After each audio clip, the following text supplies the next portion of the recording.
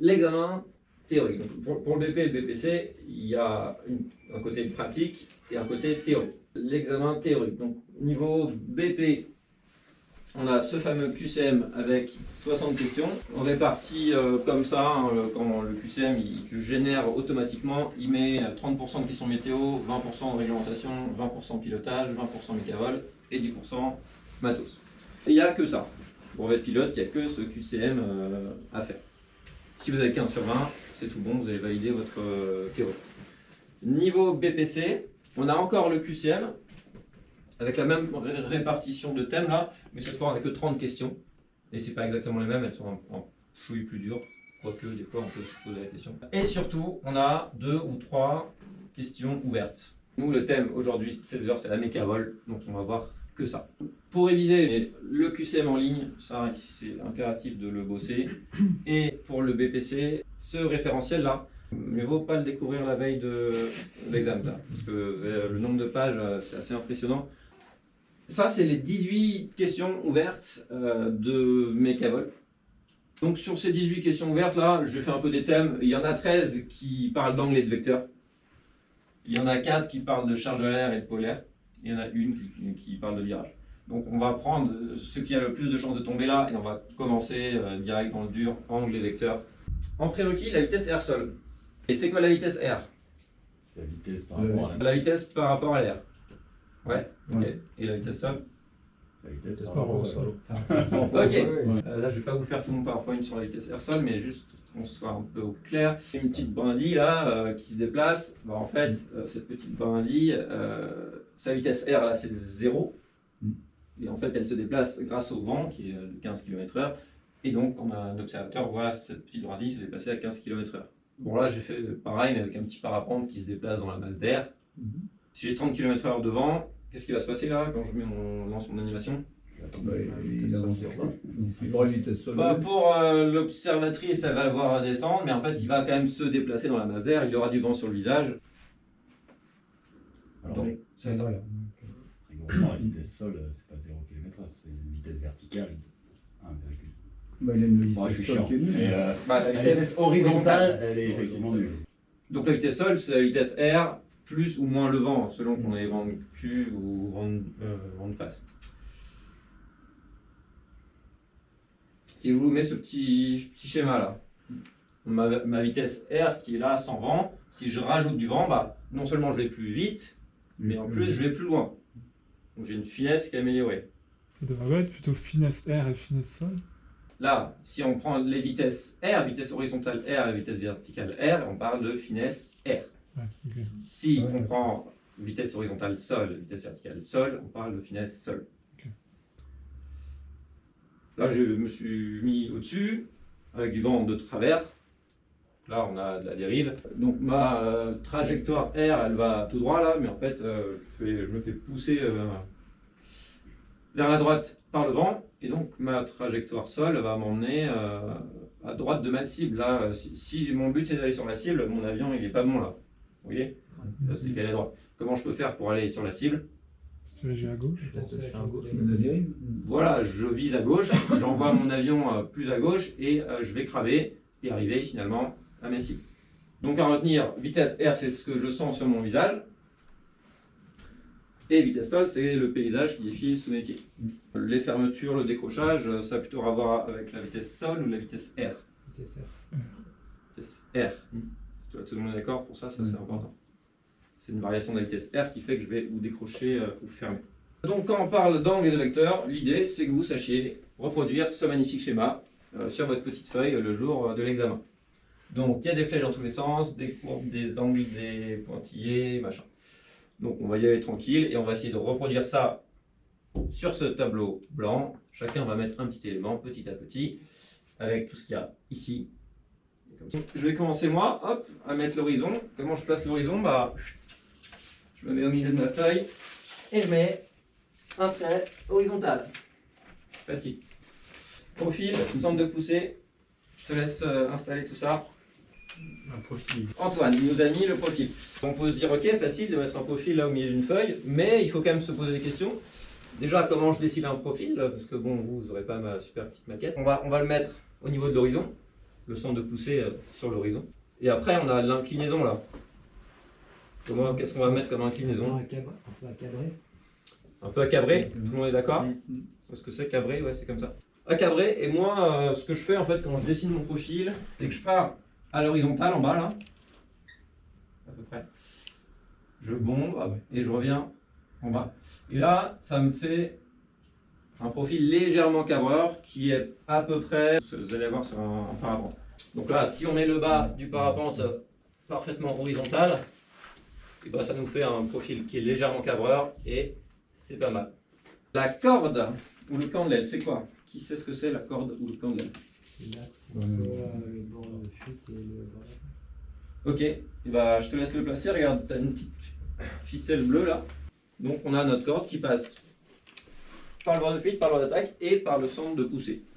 Ça, c'est notre corde. La trajectoire. Ouais, elle tombe un peu nicelle, notre voile, mais en tout cas, on peut décider l'angle de planée qu'on veut. Moi, j'aime bien le faire quand même un petit peu. Un petit peu moins. Un petit peu plus perf. Hein, ok, on a notre trajectoire. Et donc ça, c'est la droite sur laquelle se déplace notre parapente. Là, si le parapente commence à se déplacer, bah, il va faire, tac, il va suivre cette trajectoire. L'assiette. L'angle d'assiette. Entre l'horizon et c'est le calage de notre Ah oui, il est en plus. Ouais. Le calage de notre aile. Tout le monde était OK sur ça, l'assiette, entre l'horizon et la corde. L'angle de planée. Les couleurs sont des indices, si jamais. Ouais, donc l'angle de planée entre l'horizon et la trajectoire. Il en reste un. Incidence. Oui, l'angle d'incidence, effectivement, entre la corde et la trajectoire. Donc les incidents de vol, ils sont uniquement dus à une variation de cet angle violet, l'angle d'incidence. On va faire un petit focus avant de rajouter des trucs sur notre schéma sur l'angle d'incidence. Donc comme là je parle d'incidence, bah, j'ai viré l'horizon, j'ai viré les deux autres angles et je laissé que le strict minimum, que ce soit un peu plus simple mon schéma. Comment on pourrait faire varier notre angle d'incidence? En freinant ou en accélérant. Ouais, donc ça va bouger quoi? Ça ou ça? D'accord. D'accord? Alors, je reformule, on peut, pour modifier l'incidence, bouger ma trajectoire ou bouger ma corde. Alors comment on fait pour bouger la trajectoire et comment on fait pour bouger la corde? Si tu accélères, bah, tu vas tirer sur tes avants et ton profil va faire ça. Quand tu freines, tu as de moins bonnes performances. C'est bon ça? Du coup, tu freines, tu as des moins bonnes performances, ma trajectoire elle va baisser. Mais j'ai augmenté mon angle d'incidence. Qu'est-ce que je pourrais faire sans toucher à mes freins pour faire la même chose? Ouais. Ouais, les oreilles. Les oreilles, bah, je touche pas à mon assiette. Ma corde elle est toujours la même. Je fais les oreilles, je dégrade, donc j'augmente mon angle d'incidence. Mais mon angle d'assiette là, il n'a pas changé. L'angle d'incidence, vous savez, j'imagine, il a des limites, une limite basse, une limite haute. Quand l'angle d'incidence est trop petit, qu'est-ce qui se passe? Sous-incidence. Sous-incidence, du coup, Fermeture. fermeture. Et quand l'angle d'incidence est trop grand, qu'est-ce qui se passe? Sur-incidence. Décrochage. Effectivement, donc hop, en haut, c'est la fermeture, en bas, c'est le décrochage. Ce qu'on peut remarquer là sur mon petit schéma, et je pense que vous le savez, c'est qu'on vole, là c'est un parapente, j'imagine le bras haut, on vole beaucoup plus proche de la fermeture que du décrochage. Tout le monde est d'accord avec ça? Donc là, on a un exemple d'une trajectoire qui est un peu vers le haut, avec un angle d'incidence très très petit, et on se rapproche dangereusement de la fermeture. Et là, au contraire, on a un très gros angle d'incidence, on se rapproche du décrochage. Le poids. Vas-y, tente un truc, si tu te foires, et ben c'est pas grave. poids. Alors le poids, il est parfaitement vertical, hein, ok. Et là, on l'a mis sur le centre de poussée. On aurait pu aussi le mettre sur le centre de gravité si on avait dessiné tout le parapente, mais là, ça me va très bien comme ça. Effectivement, le poids, c'est une force qui nous attire vers le bas. et toujours parfaitement verticale. La force aérodynamique. C'est aérodynamique, elle s'oppose au mouvement. J'aurais mis dans ce sens-là. Ok. En même temps, j'aurais tendance à l'appeler la résistance aérodynamique dans ce sens-là, je ne sais pas trop, j'ai un petit doute. Ok, un petit doute. Alors, est-ce que tout le monde est d'accord ou il y en a d'autres qui ont d'autres idées? Elle s'oppose au Elles mouvement. sont L'opposé au poids, c'est complètement opposé au poids. Oui. Ça s'oppose au poids. Poids, ouais. Alors, moi, je suis tout d'accord avec ça, ouais. La résultante aérodynamique, elle est Résultante, ouais. Et tu vois, regarde, les deux flèches, elles font exactement la même taille. C'est pas. Indice. Voilà. Ouais. C'était effectivement un indice. Nickel, merci. Donc, la force aérodynamique, c'est une force qui est égale et opposée au poids. En vol droit stabilisé, elle s'oppose parfaitement au poids, mais pas en virage. C'est un petit peu là, pour ceux qui font du BPC là. En virage, vous allez voir, si on a le temps d'aborder le virage, que hop, on aura une flèche un peu comme ça qui ne compense pas exactement le poids. Bref, nous, sur ce schéma-là, on parle de vol droit stabilisé, donc ça c'est parfait. La traînée, c'est à ça que tu pensais, je pense. Je pense pas du coup. Comment on met notre traînée? Bah, la traînée, c'est ce qui va arriver derrière. Donc je dirais que. Je mettrais là, moi. Non, Alors, opposé à la trajectoire, c'est ce que tu voulais mettre tout à l'heure. La traînée, c'est une force qui s'oppose à notre déplacement. Et le parapente, il se déplace vers le point rouge qui est là-bas, le long de ma trajectoire. Et donc, du coup, ma traînée doit être dans l'autre sens. Et on va la faire partir quand même du centre de poussée, pour que tout parte du même endroit, si tu y arrives. Et donc là, je t'ai donné une flèche d'une longueur donnée. Comment on peut vérifier que c'est la bonne longueur? Parce qu'il y en a qui savent faire ça. Il faut que, si je fais ça, Ouais, c'est pas ça. Voilà. ça arrive pile en haut de ma flèche. Ouais. Et là, ça a l'air d'être pas trop mal. Mais vous, vous n'allez pas avoir une petite flèche de la bonne longueur, vous aurez rien du tout, vous aurez ça. Et sur votre schéma, il faudra prendre votre petit équerre, clac, et faire ça pour là avoir la fin de ma flèche qui va être ici. Si je m'amuse à mettre une flèche trop petite, là je vois bien que ça va pas du tout. Ma flèche est beaucoup trop petite et je pourrais faire trop grand aussi. Donc c'est la force qui s'oppose au mouvement du parapente et c'est la composante de la force aérodynamique qui est parallèle à la trajectoire. En gros, on a décomposé notre force aérodynamique, la flèche noire là, en une force comme ça et une autre force qui va être comme ça. Et elle s'appelle comment celle-là là? La portance, nickel. Après, on pourrait la dessiner. J'ai mise là, mais on peut aussi la dessiner. Enfin, là, ça nous permet de vérifier que c'est bien la somme des deux vecteurs. Elle Ouais. s'applique, Applique au Tout centre de le monde est poussée. d'accord avec ça? Ça applique au Il a centre. mise là pour vérifier que c'est bien la somme des deux vecteurs. Donc on voit bien que la force aérodynamique, c'est la somme de la traînée plus la portance. Mais après, Mais nous, par convention, on va la mettre Au centre de poussée. qui part du centre de poussée. Et on pourrait la mettre où on veut. Hein. Un vecteur, il est vrai, peu importe où on le met sur le plan. Tac. Et là, si je fais une perpendiculaire, je vais arriver pile ici. Donc, ça va. Et la longueur de ces flèches, c'est déterminé par quoi? Par les flèches. le poids déjà. Par le. Ouais. Donc si là, j'avais pris une flèche noire plus petite, celle-là serait aussi plus petite. Et toute celle-là, hop, serait aussi plus petite. Ok. Et là, qu'est-ce que je peux changer pour qui vont changer mes longueurs de flèches aussi? Les angles. Ouais. Ça change les Lequel? angles, ça- L'incidence Ouais, la trajectoire. L'incidence. non, Regarde, non, si non, je fais non, ça, donc, si là j'augmente mon incidence en changeant ma corde là, Non, c'est la trajectoire. et ben en fait, Ah oui, effectivement. j'ai rien changé. Il y a juste cette trajectoire là. Si la trajectoire, je la mets, imaginons à une Enzo là, truc avec une finesse de l'espace, et ben là on voit que ça ne matche plus, il faudrait faire ça. Et là on n'est pas bon, il faudrait une flèche rouge petite ou grande? Plus petite et une flèche verte plus grande. Ok. Donc là je vous ai mis les petites perpendiculaires là qui vous aident à tracer.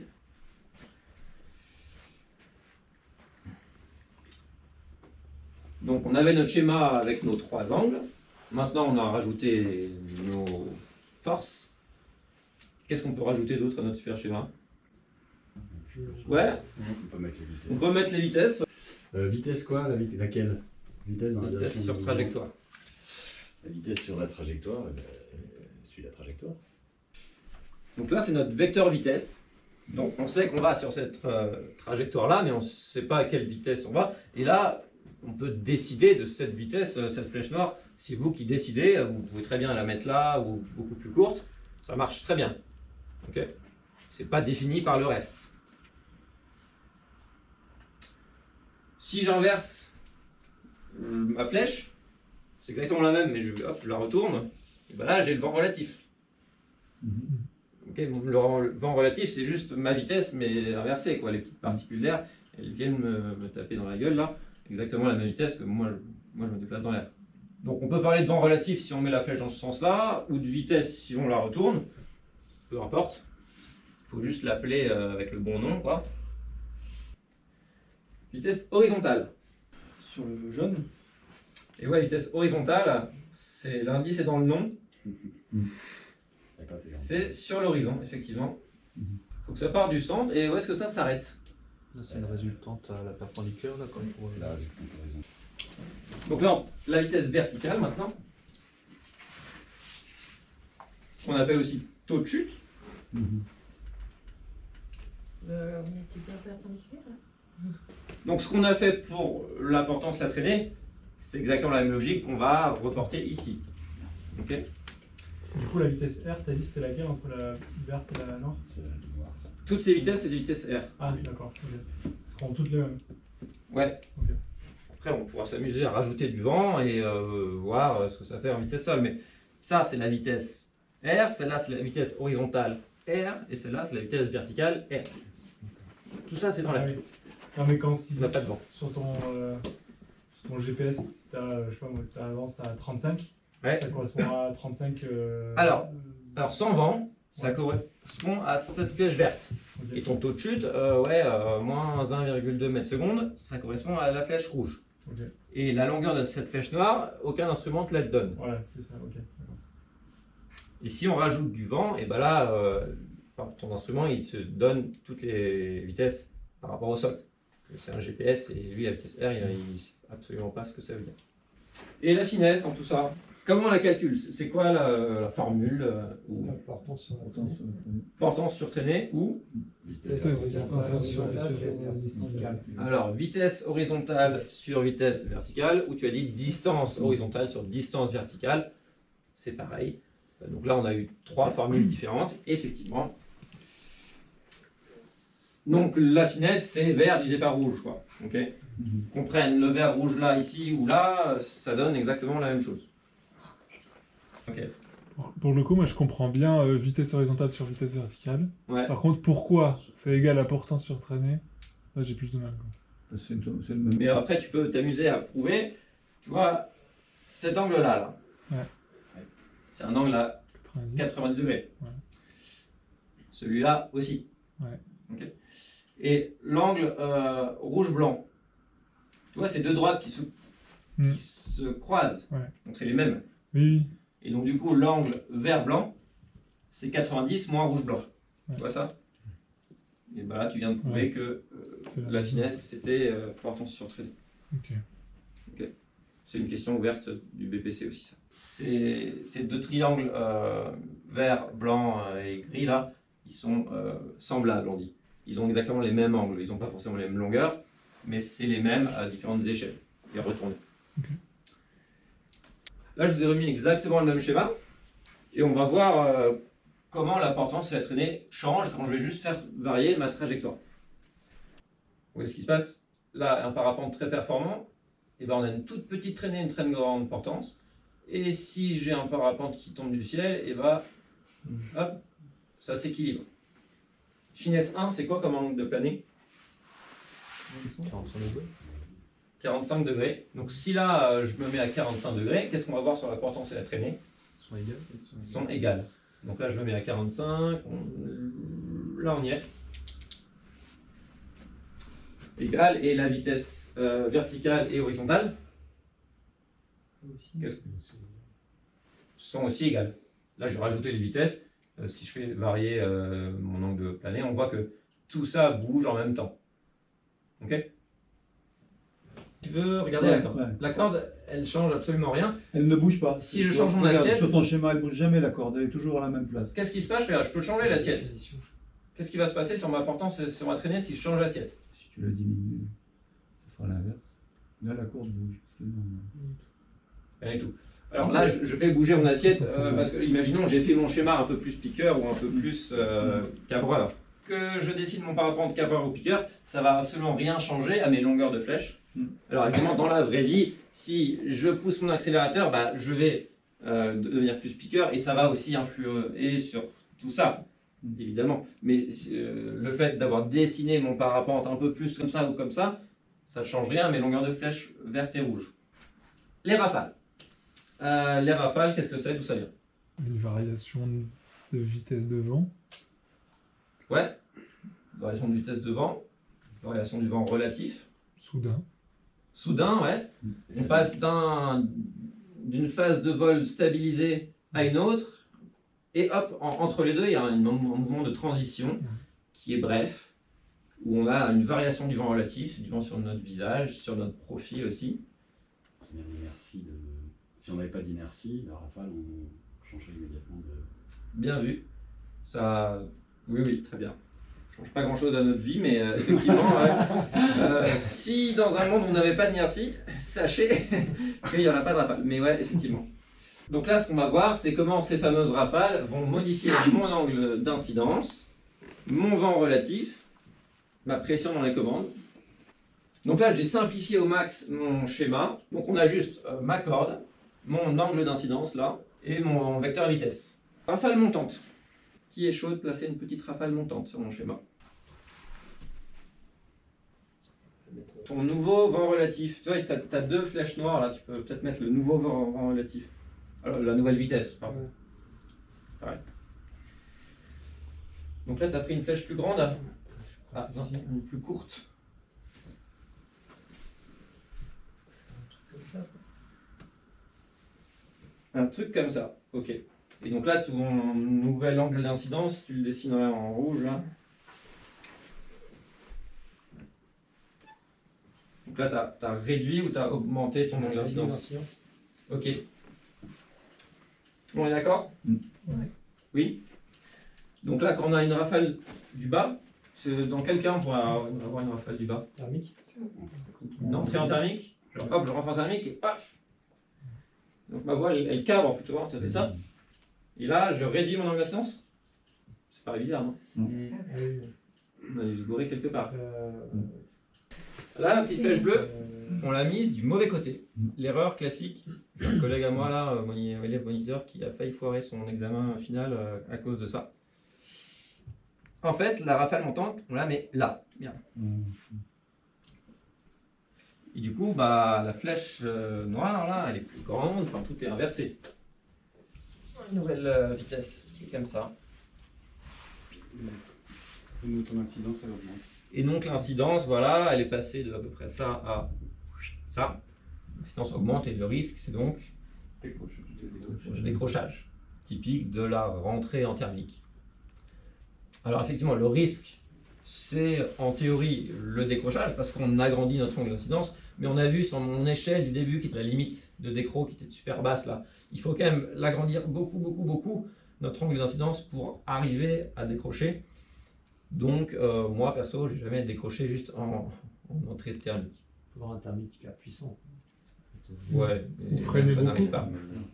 Si par contre je rajoute un truc qui augmente mon angle d'incidence, par exemple je freine à ce moment-là, effectivement je risque le décrochage. Et surtout moi, de manière assez pratique, là on parle plutôt de pilotage thermique, hop je rentre en thermique, ouah, j'ai une ressource comme ça, c'est quoi le risque après? C'est la tempe. C'est la battée qui vient après surtout. Parce qu'on a vu qu'on vole beaucoup plus proche de la fermeture que du décrochage. Et donc la battée qui suit va potentiellement être dangereuse si je ne la temporise pas. Donc c'est quoi le bon geste à faire? Si hop, je rentre en thermique, ma voile cabre, là, pilotage, c'est quoi? Bravo. Bravo. Je me prépare pour une Ok. Donc bravo, ça redonne hop, un peu d'incidence. Hop, je reprends une incidence correcte, donc je m'éloigne du décrochage, trop bien. Et en plus, je limite ma ressource. Et quand la ressource est finie, là, hop, j'ai la latée. Et là, Grosse tempo. tempo. Alors, gros tempo, c'est une grosse latée, mais sinon, un petit tempo, ça va bien. Mais tempo, on laisse pas la voile dépasser. Donc, flèche plus grande, ça veut dire quoi sur notre ressenti, ça? Notre nouvelle vitesse, elle est plus grande. Le vent sur le visage. Plus de vent sur le visage. La pression dans les commandes. Plus dur. Plus dur, ouais. Longue flèche, ça veut dire beaucoup de vent sur le visage et des commandes plus dures. Donc ça fait ça. La deuxième vitesse est plus grande. L'angle d'incidence est plus grand. Du coup, augmentation du vent relatif, augmentation de la pression dans les commandes. La voile, elle cadre. Le risque, c'est de décrocher, mais on a vu que c'était pas vraiment. Enfin, il fallait vraiment y aller, en rajouter pour que ça décroche. Surtout pour moi, hein. Le risque, c'est la battée qui vient après la ressource. Donc, bravo dans la ressource et tempo dans la battée. T'engages de base. La rafale descendante. Là, ma flèche, comment je la mets? Je vais faire. Vers le bas. Je l'ai fait avant, voilà. Paf, comme ça. Et donc, réduction de mon angle d'incidence. Et vitesse, plus courte ou plus grande? Plutôt plus courte. Et du coup, sur mon vent relatif, Ralenti. j'en ai moins, j'ai moins de vent sur le visage, la pression des commandes diminue, j'en ai moins, les commandes sont molles. Et le risque, Fermeture. c'est la fermeture. Et la voile là, comme elle est un peu en sous-vitesse, la flèche blanche est un peu plus courte là, elle va chercher à reprendre sa vitesse en piquant. Ça c'est pas ouf, sachant qu'on est très proche de la fermeture, une voile qui part devant, on n'aime pas ça. Donc, tempo. Ça c'est la rafale qui fait des morts tous les ans, c'est le truc dangereux quoi. Les autres, on va voir, c'est un peu plus anecdotique pour moi. Ça, c'est la rafale dangereuse dans la turbulence qui fait fermer ton aile. Rafale de face. Du coup, comment je mets la flèche? Opposé à la vitesse. Contre à l'horizontale, ouais, contre la vitesse. Comme ça, ouais. Donc, ma nouvelle vitesse, elle est plus grande. Mon nouvel angle d'incidence, plus petit. On peut reprendre la même chose hein, que tout à l'heure. Augmentation du vent relatif, augmentation de la pression dans les commandes. Et là, la voile elle aura tendance à cabrer. Comme la nouvelle vitesse est plus grande, elle se dit oulala, je vais un peu trop vite, hop, je ralentis un petit peu. Et bah, c'est plutôt pas mal parce que là, le risque, c'est quoi? C'est fermeture ou décrochage? Fermeture. Fermeture. Alors, on voit que par rapport à l'autre, la variation d'angle est beaucoup plus petite. Et en plus, ma voile, naturellement, elle va faire le bon truc, elle va cabrer. Donc, ça va on va retrouver un angle d'incidence correct. Donc pour ces deux raisons, en fait, cette rafale, on s'en fout un peu, il n'y a pas grand chose à faire. L'angle d'incidence, la variation est tellement faible qu'il n'y a rien à faire. Si on imagine la rafale, la pire rafale que vous ayez jamais connue, une rafale infinie, qui s'en va là, une flèche bleue là, qui va jusqu'à l'infini à droite. Notre nouvelle flèche blanche, elle sera comment là? Elle sera parfaitement horizontale. Ça ne ferme pas, parce qu'on a notre angle d'assiette là, on n'est pas encore à fermer. Donc si on imagine la pire rafale infinie de face, votre voile ne ferme pas. Donc pas de stress sur la rafale de face, on s'en fout. Rafale arrière, même logique, paf, deuxième vitesse. Donc là le risque c'est quoi là sur ça, la rafale arrière? Décrochage. Mais un peu comme la rafale de face, on voit que le changement d'incidence il est très faible. Diminution du vent relatif, diminution de la pression des commandes. Et la voile, bah, comme la nouvelle flèche est un peu plus courte, elle se dit oh là, je vais un peu doucement, il faut que je prenne de la vitesse, elle va avoir tendance à piquer. On parle de rafale arrière surtout pour le gradient. Le gradient, c'est quoi? C'est la variation du vent relatif à l'approche du sol. Ouais, diminution de la vitesse du vent proche du sol. Rafale arrière. Et voilà, cette diminution de la vitesse du vent proche du sol, bah, ça équivaut à une rafale arrière. On est proche du sol, et là, ma voile, qu'est-ce qu'elle a envie de faire? Je viens de le dire tout à l'heure. Recherche de vitesse. Recherche de vitesse, donc elle va piquer. Et la voile pique, et qu'est-ce qui se passe après? Rappel pendulaire. Rappel pendulaire, et c'est là qu'on fait un gros cratère quand on s'est pris le gradient. Je ne sais pas si vous êtes déjà arrivé. Vous allez voler à plan fait, là, quand c'est bien thermique, à tous les coups, ça le fait. Quoi. Ça, c'est le gradient. Donc du coup, c'est quoi le pilotage nécessaire face au gradient? Bravo. Pour la plus de vitesse possible. Pas de virage. Garder de la vitesse, ouais. Donc le risque là, c'est le décrochage parce qu'on a augmenté notre incidence, mais bon, on a vu que la variation d'angle était assez faible. Donc pour décrocher, il faudrait rajouter du frein ou faire les oreilles, faire un facteur en plus que juste la rafale arrière. Mais surtout, pour moi, le risque, c'est que la voile pique et le rappel pendulaire, bah, ça nous amène à taper le sol un petit peu fort. Donc, il faut garder de la vitesse en finale. Et pourquoi on garde de la vitesse en finale? Pour avoir de la marge. Et pouvoir Ouais, parce que on a une voile qui va piquer vers le sol et notre arrondi, il sera un peu dégueu. Donc, on veut vraiment avoir tout le débattement morphologique pour pouvoir avoir le plus de chances de faire un bel arrondi. Si on arrive avec un peu de frein, bah, on aura juste ça de débattement et ça suffit pas du tout à faire un bel arrondi. Alors même le meilleur pilote du monde, il se prend du gradient, il va taper un peu fort le sol, mais s'il a déployé tout son débattement pour le freinage final, il aura un peu plus de chances de ne pas se faire mal. Donc là, on a vu 4 rafales. Je résume. Celle du bas, la rafale du bas, c'est l'entrée en thermique. Le risque, c'est le décrochage et après et l'abatté. Donc bravo dans la ressource, tempo dans l'abatté. La rafale qui vient d'en haut, bah, ça arrive plutôt dans de la turbulence. Le risque, c'est la fermeture. Et l'action, c'est il faut faire une tempo. La rafale qui vient de devant, ça arrive dans du 6 éléments, mais il n'y a rien à faire, on s'en fout un peu de celle-là. Et la rafale arrière, bah, c'est le gradient. Et le risque, c'est le décrochage, mais surtout le cratère que tu vas faire à latéraux si tu arrives avec du frein. Donc ce qu'il faut faire, c'est garder de la vitesse. Alors ces deux rafales-là, on voit que si je fais mes flèches qui vont là et les flèches qui vont là, les deux, elles sont plus grandes. Donc en termes de sensation, de ressenti, eh ben, j'ai à chaque fois une flèche plus grande, donc plus de vent relatif, plus de pression dans les commandes. Sauf que là, il faut faire bravo, et là, il n'y a rien à faire. Du coup, comment je fais la différence entre les deux? Pour simplifier, les deux, là, flèches vont être plus grandes. Moi, je ne vais pas faire la différence. Et donc, du coup, je vais faire ça. Et si par hasard, je fais bravo alors qu'il fallait faire ça, bah, on s'en fout, c'est pas très grave. Je simplifie un peu, mais voilà. Et inversement, bah, si je prends les deux autres rafales, et voilà, pour ces deux rafales, on a un nouveau vent relatif qui est plus faible, avec un allègement de la pression dans les commandes, moins de vent sur le visage. Et bah, une fois, il faut faire tempo, et l'autre fois, il faut garder de la vitesse. Ah, là, c'est un peu chaud. Comment je fais la différence entre les deux, là? Je suis en finale, c'est turbulent, donc il faut que je gère pour pas me prendre une fermeture. Mais aussi, Julie m'a dit, ouais, moi je m'appelle Jules, je l'ai pas dit. Qu'il fallait garder de la vitesse. Du coup, comment on fait?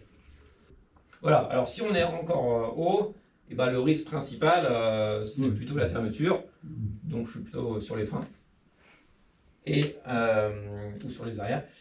Et en bas, et ben, il faut que je fasse attention aux deux. Il y a une sensation un peu différente. Je ne sais pas si vous avez déjà pris une fermeture et pris du gradient, mais ce n'est pas exactement la même chose. Le gradient, on a une sensation un peu de la voile qui s'affaisse un peu, qui plonge, enfin, ça va vers le bas comme ça, et ensuite, hop, ça pique et ça reprend de sa vitesse. Alors que là, on a plutôt une sensation de la voile qui veut partir un peu devant. Et hop, ah non, je ne laisse pas aller devant. Là, ça part devant, et là, hop, ça s'enfonce, et après, ça repart. Mais c'est ça, c'est qu'en général, on n'est quand même pas dans les mêmes conditions aérologiques. Typiquement, une approche dans un terrain où c'est thermique, on a les deux. D'abord, on a des risques de fermeture, et au dernier moment, on a un gradient. Si tu prends du gradient, tu vas pas forcément, t'as pas ta voile qui va forcément te passer devant, donc de toute façon, tu vas pas avoir. Bah, enfin, devant, ça va d'abord plonger un peu, et ensuite, elle va avoir reprendre la vitesse, donc elle va avoir tendance à passer devant, et là, on la laisse faire. Si tu essaies de freiner ce petit mouvement de voile qui va vers l'avant, et bah, tu vas empêcher la reprise de vitesse, et là, tu peux décrocher. Mais c'est pas la même sensation qu'une fermeture. Donc là, on a parlé de 4 rafales, et celle-là, un peu diagonale, là, qu'est-ce qu'on en pense? C'est quoi le risque là-dessus? Décrochage ou fermeture? Fermeture. Et ouais, toutes les rafales qui viennent en haut de ma trajectoire, là, bah, tout ça, le risque, c'est de la fermeture. Toutes ces rafales-là vont réduire mon angle d'incidence, et donc le risque, c'est la fermeture. C'est le demi-cadran supérieur. Ça c'est un demi-cercle qui est là. J'utilise ce terme parce que dans le référentiel, ils utilisent ce terme et c'est un peu bizarre. Donc ça, c'est le demi-cadran supérieur. Toutes ces rafales-là, le risque, c'est la fermeture. Là, j'ai fait toutes mes nouvelles flèches. On voit que l'angle d'incidence, il est toujours plus petit que ma flèche initiale. Alors, toutes ne sont pas égales. On voit que celle-là, rafale du dessus, elle réduit fort l'angle d'incidence, alors que celle-là, ça n'a quasiment rien changé. C'est pour ça que j'ai dit, celle qui est dangereuse, c'est celle-là. C'est la rafale qui vient du dessus. Là, j'ai fait une réduction, j'ai réduit mon angle d'incidence. Là, quelle rafale peut produire ça? Demi-cadran supérieur. Ouais, par exemple ça. Ou ça. Ou ça. Ou ça, ou ça, ou ça, ou ça.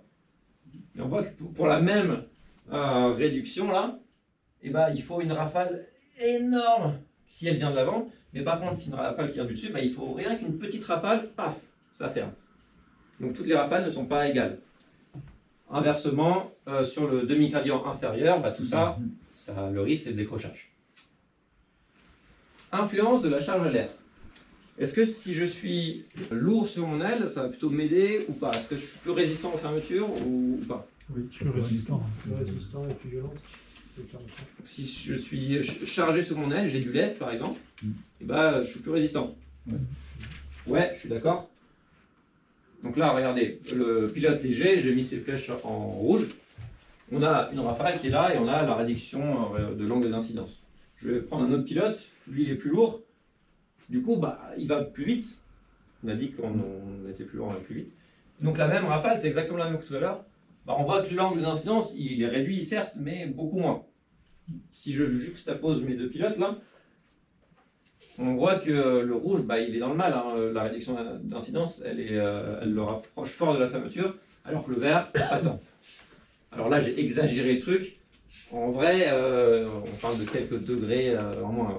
Pour avoir ça, il faudrait que lui, il se prenne 100 kg de lest, Mais bon, là, j'ai exagéré pour que ce soit plus visible.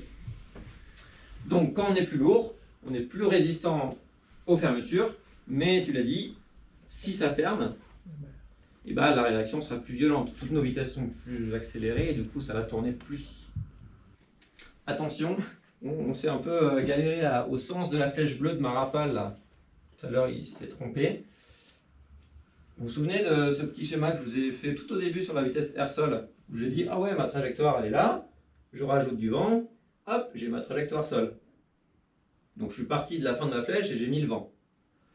Là, sur mon schéma des rafales, j'ai ma première vitesse qui est là, et ma rafale, elle arrive au même endroit, c'est pas la même flèche.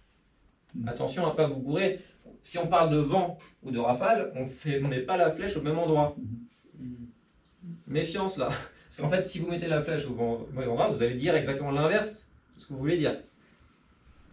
Donc, si je résume là, je mets mon vecteur vitesse. Si je me mets avant, c'est la rafale. Si je le mets après, c'est le vent. La rafale arrive toujours en premier.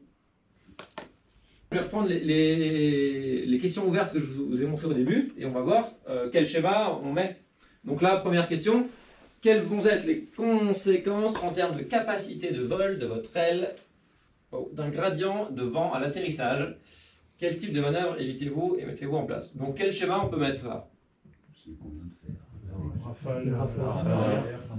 La rafale arrière. Alors il faudra aussi meubler, dire plein de trucs. On pourrait aussi faire un schéma sur le gradient, machin. Là je vous mets juste les schémas qu'on a vus, où est-ce qu'on les cale. Okay. Il y aura aussi plein d'autres trucs à mettre, mais ce schéma, on peut le caler là. Rafale arrière. Question numéro 3 et 4. Quel est le terme définissant le rapport entre portance et traînée? Dans un vol plan équilibré, quels sont les vecteurs, angles et droits de référence, machin. Tout ça, c'est l'occasion de ressortir notre super schéma de la finesse. Avec la portance, la traînée, et la vitesse horizontale et verticale. Donc ce schéma, vous pouvez le placer sur deux questions. Quelles sont les deux droites qui définissent l'angle de dérive? Ça c'est... Trajectoire sol et trajectoire... Ouais, un des premiers trucs que je vous ai montré là, le petit avion, avec la différence entre trajectoire air et trajectoire sol. Encore une fois, il y aura plein d'autres trucs à dire, mais il y aura ce schéma. Question 9, 11, 15. Dans un vol turbulent, vous venez de subir une fermeture asymétrique, les frontales, l'autorotation. Toutes ces questions-là, bah, c'est l'occasion de parler de rafale qui vient du dessus. Là, on a fermeture en fait à chaque fois. Fermeture, fermeture, autorotation, on peut imaginer que ça parle d'une fermeture. Donc dès que ça parle de fermeture, bah, Demi-cadran supérieur. demi-cadran supérieur. S'il faut en dessiner qu'une, dessine plutôt celle du haut. Mais effectivement, on peut aussi mettre ça, voilà, demi-cadran supérieur. Durant votre vol, vous entrez dans un thermique. Donc l'entrée en thermique, qu'est-ce que ça fait? Bah, la fameuse rafale du bas. Question 12. Le départ en vrille est lié à un problème mécanique simple. Lequel? 13. À l'aide d'un schéma, illustrer une aile proche de la surincidence, de la sous-incidence, le décrochage, machin. Qu'est-ce qu'on va mettre là? Là, ça parle de décrochage, de surincidence, de sous-incidence. La vrille, c'est un décrochage, c'est lié au décrochage. Ouais, alors effectivement, la vrille, c'est lié à un décrochage, c'est pour ça que j'ai mis là-dedans. Voilà. Mais pas là-dessus. Il y a deux choses. Quel schéma, je vous ai montré, pourrait être bien pour ces trois questions? Il y a la rafale, mais aussi. Il y a une rafale. On parle pas de rafale. Alors attention, voilà, c'est un peu ça le piège. C'est bon, on parle pas de rafale. C'est que là, on ne parle pas de rafale. La vrille, Oui. c'est pas lié à une rafale. Surincidence, sous-incidence, alors ça peut être lié à une rafale, mais pas C'est une forcément. vitesse trop faible. Voilà. Et là, voilà, là, on parle surtout d'incidence, et en fait, on pourrait juste mettre ce schéma-là. Voilà. L'incidence, minimum, Voilà. maximum, Incidence de mais décrochage. merci, bonsoir. Mm. Ok, ça va très bien. Mm. Alors pour celle-là, effectivement, tu pourrais faire un exemple avec une rafale, mais Voilà. c'est pas forcément nécessaire. Ça Question 17, le fait de se mettre aux oreilles fait-il varier l'angle d'incidence? fait augmenter le aussi. Bonne question, ça. Mm. Bon, déjà, c'est quoi la réponse? Oui ou non, quoi? Oui, ça le fait varier. Oui. Est-ce que tout le monde est d'accord sur oui? Oui. Ouais, moi aussi, je suis d'accord. Ouais. Puisqu'on va avoir une trajectoire plus. Un angle plané. Ouais, bah moi, je suis d'accord avec toi. Moi, je parle là-dessus. Je dis, l'intérêt des oreilles, c'est quoi? D'augmenter c'est- la trajectoire. Voilà, d'augmenter mon angle de plané. Ouais. Enfin, de diminuer. Enfin, oui, de l'augmenter. D'augmenter Augmenter, donc diminuer de la finesse, augmenter l'angle de plané. Ouais, ça, c'est un peu... Donc, Et là, par si contre, on- mon angle d'assiette, qu'est-ce qu'il va faire aux oreilles? Oui. Il monte un peu, il augmente aussi. Il augmente. Il bouge pas. Oh, Il bouge pas. Non, il bouge pas puisque c'est la trajectoire qui augmente. Donc c'est l'incidence. bouge pas.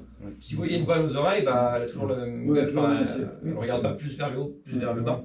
Mon On a angle toujours d'assiette le n'a même pas calage, changé. La corde est toujours. Et si mon angle de plané est plus grand et mon assiette n'a pas changé, bah, forcément, L'incidence augmente. mon angle d'incidence augmente. Ok. Si vous voulez aller un peu plus loin et dire, mais pourquoi faire les oreilles, ça augmente mon angle de plané, comment on pourrait faire? Alors, rajouter un truc sur le schéma. Pas la traînée. Ouais, faire les oreilles, ça augmente la traînée. Ça augmente la charge. Ça augmente aussi la charge. Ça augmente la traînée. Donc si on fait une flèche rouge la plus grande, bah forcément il faudra qu'on incline notre trajectoire pour retrouver notre perpendiculaire là. Question 18. Quand pensez-vous de l'affirmation se lester diminue les risques de fermeture?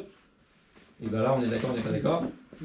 Oui, on est d'accord et on pourrait mettre ce schéma là avec les deux pilotes lourds et légers. On voit que on est plus résistant quand on est lourd. La charge à l'air. Qu'est-ce donc? Alors, un rapport entre le poids total volant et la surface de l'aile. Tout le monde est d'accord? Ouais. Le poids, c'est en quelle unité? Kilo. Par mètre David. carré. Et voilà la surface en mètres carrés, donc notre charge à l'air en kg par mètre carré.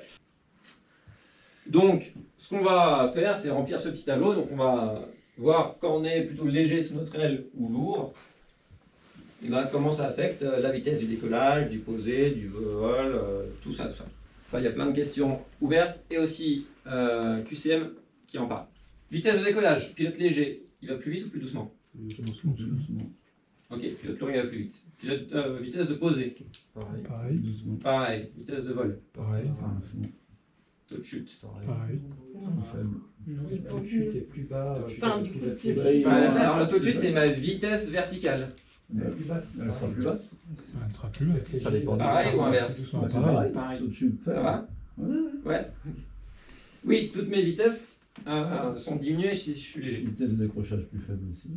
Aussi, on voit une petite tendance quand même. Maniabilité. Moins maniable. Est-ce qu'on est moins maniable quand on est léger? Oui. Oui. On est plus maniable quand on est... Alors, léger, lourd, sous une même voile. Hein. Ok, je parle pas deux pilotes qui ont deux voiles différentes. Ok, c'est important. Pression dans les commandes. Pareil. Pareil. Risque de fermeture. Pareil. Bah, On a moins de risque de fermeture quand on est léger. Ah non, on a vu, c'est l'inverse. Aïe aïe aïe, ils ont vu 7 trucs. Ah, c'est le truc où c'est inversé.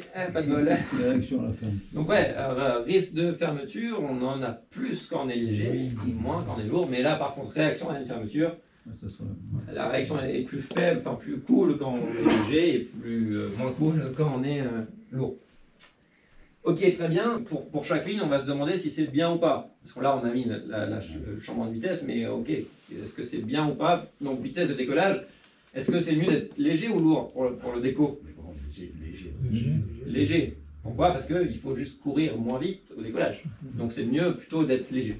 Vitesse de posée. Pareil. Pareil. Pareil. Vitesse en vol. L'inverse. Ça dépend. Vraiment bien. D'abord, si on ça cherche dépend un de ce que tu moment. cherches. C'est quoi l'intérêt d'avoir une vitesse horizontale faible? Comme thermique. Dans les petites motions. Bah, ce sera plutôt ça. Ouais. Là, on parle vraiment de la vitesse horizontale. Il n'y a pas trop d'intérêt à avancer lentement. Dès qu'il y a du vent, on est contré. Oui, on traverse plus vite. Donc là, c'est plutôt plus agréable d'être lourd dans ce cas-là. Par contre, le taux de chute, effectivement, c'est mieux d'être léger. On a plus de chances de prendre des thermiques.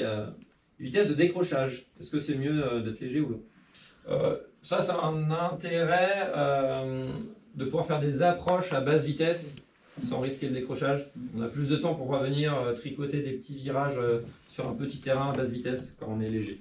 Bon. Parce qu'on peut jouer plus loin avec les basses vitesses que la même voile qui est plus chargée. Maniabilité. C'est mieux d'être lourd. Bon, c'est plus agréable d'avoir une voile maniable. Ouais. Pression dans les commandes. Le mieux d'être lourd. Ça dépend du ressenti de chacun. Ça dépend si on veut faire de la muscu. Ouais, moi je trouve ça plus agréable d'avoir des commandes Ouais. douces. En biplace, on a des commandes très très dures et toute une journée à tirer sur les commandes comme un bœuf, bah, c'est pas très agréable. Donc, alors moi, si vous kiffez faire de la muscu, pas de souci, vous pouvez inverser les coups là. Ouais. Risque de fermeture, bon, bah, c'est mieux d'avoir un faible risque et réaction, bah, c'est mieux d'avoir une moins forte réaction. Donc ça, ce tableau, vous pouvez le ressortir un peu à toutes les sauces. Des questions ouvertes, il y en a deux qui c'est exactement, il faut juste ressortir tout ça.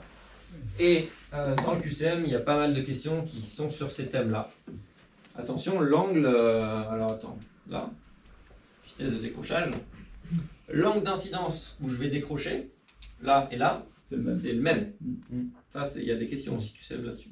Attention, les vitesses sont différentes, mais l'angle sera le même. Donc là, j'ai mis pilote léger, pilote lourd, mais j'aurais pu mettre pour un même pilote grande voile, petite voile. C'est pareil, en fait, on aurait dû mettre charge à l'air faible, charge à l'air importante. Et là vient le moment tant attendu de parler de polaire des vitesses. Polaire des vitesses, c'est quoi? C'est un graphique qui montre à quelle vitesse on va suivant les différents régimes de vol. Régime de vol, ça vous parle, c'est la position des mains, quoi. Donc ça commence par un axe horizontal avec nos vitesses horizontales en km/h. Donc à gauche là-bas, je suis lent, à droite là-bas, je suis rapide. Et on a un autre axe vertical avec nos vitesses verticales en mètres secondes. Donc en haut, on flotte un peu dans la masse d'air, en bas, on tombe comme une pierre.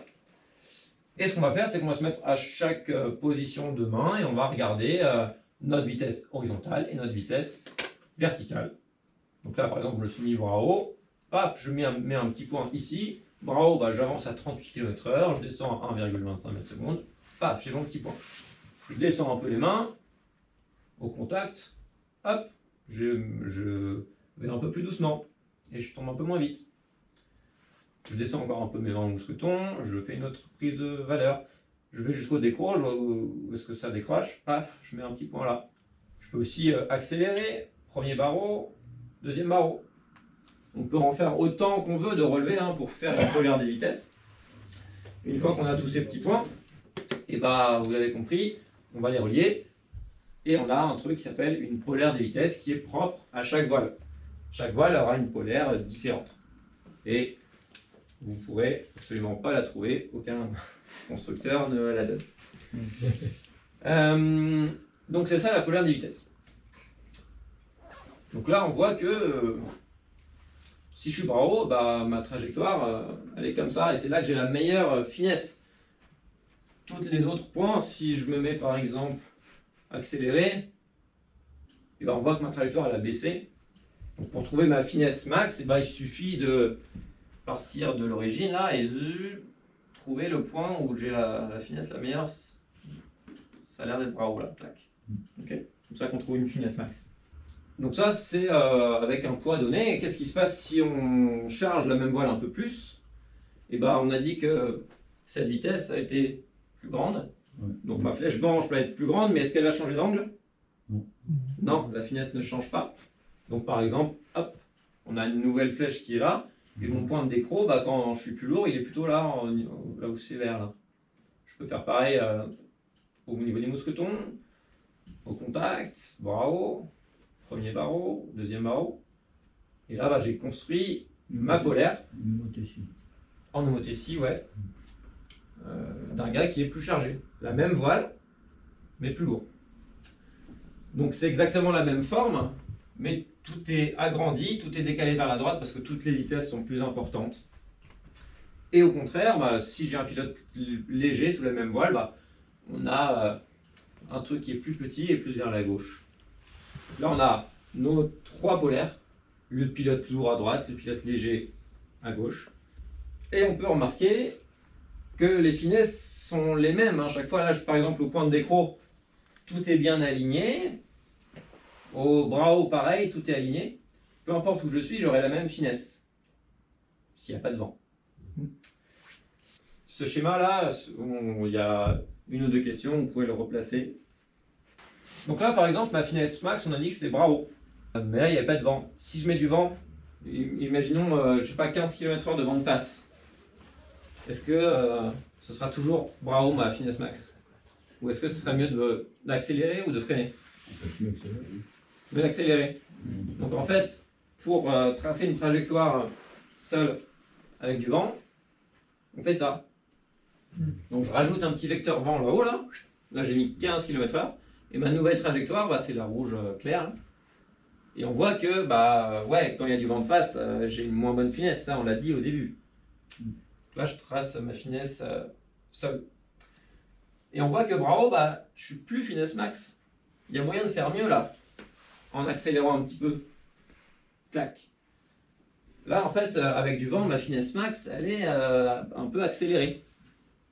Ça change. Et si je mets encore plus de vent, et bah, il faut encore accélérer plus pour trouver notre finesse max. Donc la finesse max, elle dépend du vent. Alors si je fais l'inverse, si je mets du vent de cul, et bah, au contraire, la finesse max, du coup, elle est plus bras haut, elle est un petit peu freinée, elle est au contact. Ça dépend de chaque voile. Hein. Mais là, j'ai donné un exemple. Et dans le thermique, bah, ça donne ça. Pour avoir la finesse max, et bah, il faut freiner pas mal. Alors souvent en thermique, on s'en fout un peu de notre finesse. Nous, ce qu'on veut, c'est juste enrouler. Et là, dans une dégueulante, bah, au contraire, c'est mieux d'accélérer. Si je traverse une zone qui dégueule fort, bah, hop, on n'hésite pas à pousser un peu le barreau tout en tenant sa voile pour avoir une meilleure finesse. Là, je reprends mes trois pilotes chargés plus ou moins fort. Si je mets du vent, bon, tout à l'heure, on a dit que toutes les finesses étaient égales, peu importe le poids qu'on avait, mais ça, c'était sans vent. Si je rajoute du vent, et ben là, le pilote léger, il plane comme ça. Le pilote lourd, il plane comme ça. Pardon, le moyen et le pilote lourd, il plane comme ça. Et on voit que la position de finesse max, c'est pas la même en fonction du poids. Le léger, il est full bar. Le moyen, il est, je sais pas, au premier barreau. Et lui, il est bras haut. Okay. Donc là, la position finesse max, c'est pas la même en fonction du poids. Et là, on voit que le pilote lourd, il est bien avantagé. Il plane beaucoup mieux le vert là, que le rouge qui tombe du ciel. Au contraire, si je mets des thermiques, et ben là, le pilote léger, bah, lui en fait c'est le seul qui va prendre un thermique et monter. Là j'ai mis un petit thermique à 20 mètres secondes, et bah, il est léger et donc il va réussir à monter, alors que les deux autres, vous voyez, ils ont beau être dans le thermique, bah, ils font que descendre. Donc c'est un avantage dans les petites conditions d'être plutôt léger Donc là, j'ai exagéré à fond l'écart entre les courbes de différentes couleurs. En vrai, ça ressemble plutôt à ça. Sur un écart de PTV, en général, c'est 20 kg. Enfin, je vois, moi, voile, c'est du 60-80. Bah, ça, c'est 60, ça, c'est 80. Je peux pas aller plus bas que le PTV ou plus haut, quoi. Donc, en vrai, c'est ça. Donc, vous attendez pas à des différences de fou malade. Voilà, vous allez gagner un petit peu ou perdre un petit peu. Donc, augmentation du poids égale augmentation des vitesses. Ah, il manque un S. Mais de combien? Si je double mon poids, j'augmente de combien ma vitesse? Si je multiplie mon poids par 2, j'augmente mes vitesses par racine carrée de 2. C'est pour ça que le fait de se charger pour prendre de la vitesse, bah, préparez-vous à vous charger beaucoup, hein, avant que c'est un petit effet. C'est vraiment minime. Donc, on multiplie le poids par n, on multiplie la vitesse par racine carrée de n. Donc, pour aller 2 fois plus vite, il faut poser 4 fois plus lourd. C'est le même ratio si on réduit la surface de l'aile ou pas? On aura toujours racine de 2 si on réduit la surface de l'aile? Oui. Ouais. Et pourquoi? C'est parce que l'équation de la vitesse, c'est ça. Et voilà, vous montre des exemples un peu plus concrets avec là des vraies valeurs. Ça, c'est une vraie polaire, une vraie voile. Donc, je peux faire bouger comme ça mes positions de main. Donc là, je suis full bar, là, je suis premier barreau. Hop, là, je suis au décrochage. Et on voit que ma trajectoire, elle bouge en fonction. Si je rajoute du vent, et ben, on voit que ça change. Pour retrouver ma finesse max, bah, il faut que j'accélère un petit peu. Là, je suis à PTV 80. Combien de laisses je prends? 10? Allez, 10. Allez, là, j'ai pris 10 kg de laisse. C'est énorme, hein. Enfin, oui, ce que ça fait, j'ai gagné 2,3 km/h. Super. Mais on voit que peu importe ma position de main, bah, ma finesse est toujours la même, là, parce qu'il n'y a pas de vent. Par contre, si je rajoute du vent, on voit que là, mes finesses sont plus les mêmes. Et mieux vaut être violet, mieux vaut être le gars qui est le plus chargé. Mais bon, là, le gain de finesse, là, le gars qui a pris 10 kg de lest, il a 0,24 points de finesse en plus. Donc voilà, c'est un peu anecdotique. Il faut vraiment vous charger beaucoup avant que ce soit vraiment efficace. Mais sur l'équation que je vous ai montré tout à l'heure, il n'y avait pas que le poids. Il y avait aussi d'autres trucs. Il y avait la surface. Alors attends, je reviens à 80. Donc tu disais, qu'est-ce que ça fait si on prend une grande voile? Si j'augmente la surface de ma voile, bah, ma polaire elle réduit. Et si je prends une mini-voile, là ça speed.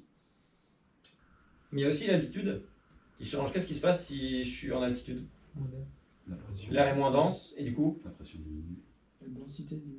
On et vole plus vite. du coup on vole plus vite. Ah oui. Bah, on regarde au sommet du Mont Blanc, 4008. On est où là? On est 4000, ouais, 4008. Paf. À 4008, au sommet du Mont Blanc, il faut courir 10 km/h plus vite. Le fait de prendre la 12 mètres carrés pour aller faire le Mont Blanc, c'est pas la meilleure idée, tu vois. Après, souvent, Si en plus là je réduis ma surface, bah, je vais encore plus. souvent, il y a du vent là-haut. Alors il y a le vent qui peut nous aider. Mais des fois non. Mais des fois. Des fois non, et c'est pas si raide que ça. C'est une toute petite voile. Ouais, faut courir pas mal. Il y a beaucoup d'air, mais ça prend pas beaucoup en charge parce que justement l'air est moins dense. On se prend les questions ouvertes et on essaie de voir ce qu'on peut caler. La finesse d'une voile change-t-elle proportionnellement à la charge emportée? Et voilà, on ressort notre petite polaire de vitesse, on voit que les finesses elles sont les mêmes. Easy. Il y a 3 questions là. Si on diminue nettement la charge à l'air, qu'est-ce qui se passe? Si on augmente la charge à l'air, qu'est-ce qui se passe? En se lestant, qu'est-ce qui se passe? Bon, tout ça c'est les mêmes questions en fait. Et là vous sortez votre tableau tout bête. Et si vous vous souvenez de la petite formule n et racine de n là, c'est bonus. Mais vous n'êtes pas obligé. Déjà le tableau c'est le principal. Sur le pourquoi, quand on a donc quand Normal. on augmente le poids, quand on diminue le poids, pourquoi la finesse ne bouge pas? Parce qu'on est parti du principe que la finesse ne bougeait pas pour construire nos polaires de vitesse. Ouais, Et donc on ne peut pas conclure de là que c'est pour ça que. ouais effectivement. Comment est-ce qu'on justifie que la finesse ne bouge pas quand le poids augmente? Et bah c'est compliqué sans aller dans les formules, mais c'est l'occasion de montrer que je connais mes formules. L'importance, la formule d'importance, 1 demi d'euro, V carré S, C, Z. Et la traînée, 1 demi d'euro, V carré S, CX. Donc ça, c'est les formules physiques pour la portance et la traînée. Et si tu fais du coup la finesse qui est portance sur traînée, et ben en fait, tu enlèves tout et il reste CZ sur CX.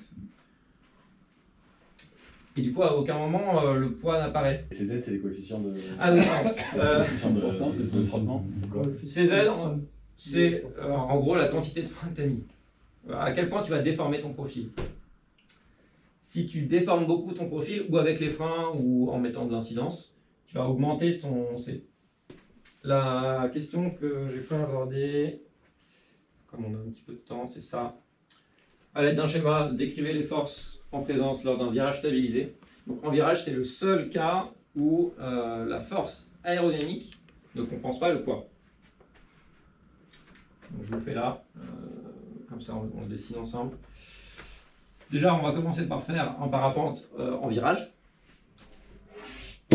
Hop. Notre poids, on a dit qu'il était toujours à la verticale. Il est là. Et là, on a notre force centrifuge qui nous emmène vers l'extérieur. Et ça nous donne un poids apparent qui vient là. Et la force aérodynamique, elle vient compenser le poids apparent qui est là. Donc en fait, juste, il faut vous sortez ce schéma et c'est plié. Là, ils ont mis plein de trucs en plus, mais avec bien là la force centrifuge. Et donc, qu'est-ce qu'on peut en tirer comme conclusion quand la force aérodynamique est plus importante en virage sur notre ressenti? Plus de force centrifuge. Alors, on a la force centrifuge, mais du coup, sur notre vitesse, Vitesse relative qui est plus de vitesse, du coup, plus de vent sur le visage, la pression dans les commandes est plus importante, toutes les vitesses augmentent. C'est un peu comme si on était plus chargé, au final. Parce que notre poids apparent, il est plus grand. Donc c'est comme si j'avais du lest quand je suis en virage. Et du coup, c'est comme le tableau que je vous ai sorti avec les moins et les plus là. Et ben, en virage, c'est comme si on était dans la case lourd. Et un des trucs qu'il y avait dans la case lourd, c'est la vitesse de décrochage qui est plus importante. Du coup, si vous avez l'habitude de ah ouais, ça décroche là au maillon, ben, en virage, ça va décrocher avant. Parce que la vitesse de décrochage est plus importante, donc la main plus haute. C'est pour ça qu'on peut partir en vrille. Il y en a qui font ça, ils enroulent le thermique serré, et paf, ça part en vrille. Parce que la vitesse de décrochage est plus importante en virage. Toutes les vitesses sont plus importantes en virage. Peut-être l'angle de roue, c'est intéressant. Enfin, l'inclinaison du virage. Ah oui. Voilà. Du coup, c'est le tétane, quoi. Ouais. Oui, mais on peut effectivement faire ça, mettre un angle. Et plus cet angle est important, bah, plus mes vitesses sont importantes aussi. Plus le facteur de charge est important. Plus le facteur de charge est important. À 60 degrés, on a 2G. Peu importe le poids, la taille. Il y a quelques questions QCM qui vous disent ouais, quels sont les différents types de traînées. Et au cas où, il y a différents types de traînées. Ouais, parce qu'il y en a 5 différents, 5 ou 6. J'ai l'impression qu'ils utilisent plutôt deux Ils ont noms. sorti des nouvelles traînées, j'étais pas au courant. Là, il y a l'effet de sol, traînée induite, traînée de forme, et il parle aussi de traînée de frottement et de pression. Ouais, ok. Donc ça fait quand même 5. D'où tu sors ça, toi? Ouais. Ah ouais, donc il y a des questions qui vous disent, enfin, ou je sais plus exactement la formulation de la question, mais c'est important de savoir que la traînée, c'est proportionnel au carré de la vitesse. Là où j'ai mis la formule tout à l'heure, là, machin, ça, on s'en fout un petit peu du reste, mais retenez qu'il y a un V carré là, et que du coup, si j'augmente un petit peu ma vitesse, et ben tous les effets aérodynamiques sont augmentés beaucoup, donc le vent relatif, on sent fort sur le visage, la traînée augmente beaucoup, etc. Donc la traînée est proportionnelle au carré de la vitesse. Et donc effectivement, on a différents types de traînées, on en a 3. La traînée de forme. Là, je fais comme ça, j'ai beaucoup de traînées de forme, alors que là, j'en ai moins. Je suis plus aérodynamique quand je suis comme ça. Ça, c'est la forme. Pareil, je mets ma main en dehors de la bagnole, bah là, j'ai mis beaucoup de traînées de forme, et là, pas beaucoup. C'est à peu près 30% de la traînée totale. Traînée de frottement, c'est ma main que je mets en dehors là, bah, je mets un gant en latex et bah, j'aurai peut-être moins de frottement. C'est la texture de ma voile ou de ma main, de l'objet. 20%. Et la traînée induite, bah, c'est la traînée, 50%, c'est la plus grosse traînée. C'est la traînée induite par la portance. Dès qu'il y a de la portance, il y a aussi de la traînée qui va avec. Tu avais noté des trucs sur les questions Oui, c'était traînée d'effet de sol. Du coup, ça rentre dans les trois. L'effet de sol. Alors l'effet de sol, c'est pas une traînée, c'est un effet. Ouais, il me semble que j'ai lu traînée d'effet de sol. Mais... On peut dire beaucoup de choses, oui, mais ça n'a pas trop de sens. Et ça, c'est plutôt pour les deltas. Mais bon, il y a de l'air qui passe du dessous du parapente au-dessus, qui circule comme ça sur les bouts d'ailes. Comme ça. C'est pour ça que les parapentes performants, ils sont très allongés pour minimiser la traînée induite. Mais quand on arrive proche du sol, bah, il ne peut plus y avoir cette circulation d'air du bas vers le haut. Et du coup, on a moins de traînée induite et on a plus de finesse, on va plus loin. Mais ça, il faut être vraiment très proche du sol. Et nous, à cause de nos suspenses, on n'est jamais assez proche du sol pour avoir un effet de sol. Les deltas, eux, ils ont une voile qui est beaucoup plus proche. Et donc, effectivement, des fois, ils arrivent, ils ont l'impression qu'ils vont atterrir là. Et en fait, à cause de l'effet de sol, ils allongent beaucoup plus loin qu'ils pensaient. Voilà. En parapente, on peut l'oublier, l'effet de sol. Et c'est pas une traînée. Enfin, pour moi, c'est au contraire, il y a moins de traînée induite. Donc, si vous arrivez à ressortir ces trois trucs de forme, tu as dit de pression. De pression. De pression, c'est la même chose que traînée de forme. C'est un autre nom parce que c'est pour être. Après, il y a plusieurs noms. Traînée de profil, et ça j'ai vu que c'était la traînée de forme plus la traînée de frottement. Les deux là. Ouais. Déjà, retenez ça, on sera pas mal. On peut revenir sur la traînée induite. Oui. Tu as dit que c'était quoi La traînée qui est créée par la portance. Ça fait un parapente qui est comme ça. Là, on a beaucoup de pression. Là, on en a moins. Sur pression, dépression. Et en bout d'aile, il va. Hop, là, ça s'équilibre avec un mouvement d'air qui vient comme ça. Oui. Ces petits mouvements d'air, salut, qui sont en bout d'aile comme ça, là, ça fait de la turbulence, de la traînée. Ça fait que c'est moins aérodynamique. On le voit des fois sur les avions en bout d'aile, là, on voit des tourbillons. Oui, il y a de la condensation. Et ça fait de la traînée. En plus, ça minimise ta performance. Enfin, ça fait que tu es moins performant. Okay. Et si tu prends une voile vue du dessus, bon, un gros paquebot, une voile en A, et bien là, tu as une grande surface où tu as des tourbillons là, beaucoup de traînée induite, beaucoup des moins bonnes performances. D'accord. Alors que si je mets la même surface, mais genre une Enzo là, une voile de course, et bah pour la même surface, la même portance, et bah on a beaucoup moins de traînée induite de chaque côté, on a plus de perf. Pour ça, les planeurs, tu vois un planeur, les ailes c'est des lames quoi.